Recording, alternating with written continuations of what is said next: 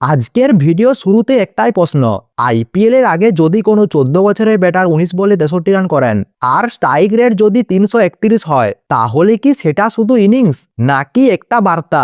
হ্যাঁ, আজ আমরা কথা বলবো ভারতীয় ক্রিকেটের নতুন তারকা বৈভব সূর্যবংশীকে নিয়ে। মুম্বাইয়ের ডিওয়াই পাটিল স্টেডিয়ামে লক্ষ্য 220 রান, কিন্তু ক্রিজে নামলো এই কিশোর যার চোখে ভয় নেই, শুধু আগ্রাসন। মুম্বাইয়ের ডিওয়াই পাটিল টি-20 লিগে 19 বলে 63 রান করেন, স্ট্রাইক রেট 331, 220 রান তাড়া করতে নেমে শুরুতেই ঝড়। প্রথম 4 বলে 16, 4টি বল 4টি 4, 12 বলে পৌঁছে গেল 43 রানে।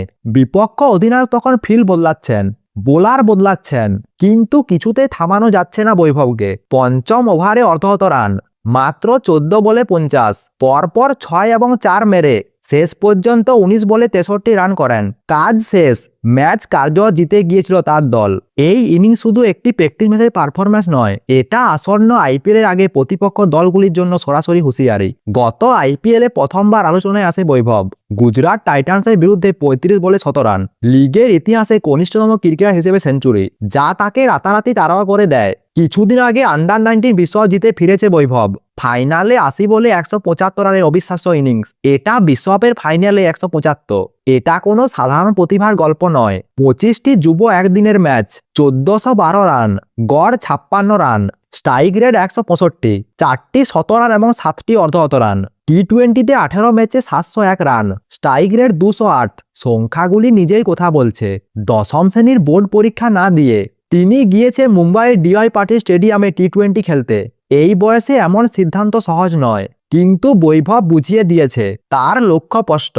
এই ম্যাচে তার সঙ্গে দারুণ খেলেছে অর্জুন টেন্ডুলকার। 29 বলে 55 রান, দুজনে মিলে 220 রানের লক্ষ্য সহজ করে দেয়। গত বছরে আইপিএল থেকে শুরু, তারপর যুব ক্রিকেটে ধারাবাহিক পারফরম্যান্স, বিশ্বকাপ জয়, এবার ডিওয়াই পাটিল লিগে ঝোড়ো ইনিংস। সব মিলিয়ে একটা জিনিস পরিষ্কার, বৈভব এখন শুধু সম্ভাবনা নয়, সে পারফর্মার। আইপিএল এর দরজায় কড়া নাড়ছে। বোলাররা কি প্রস্তুত এই কিশোরের জন্য? যে ব্যাটার প্রথম 4 বলে 4টি 4 মারতে পারে, যে 14 বলে ডিফিউট করতে পারে, যে বিশ্বকাপের ফাইনালে 175 রান করতে পারে, তাকে থামানো সহজ হবে না।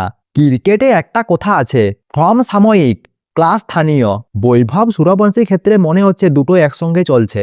আপনাদের কি মনে হয়, আইপিএলে এবার কি বড় চমক দিবে বৈভব? কমেন্ট করে জানান।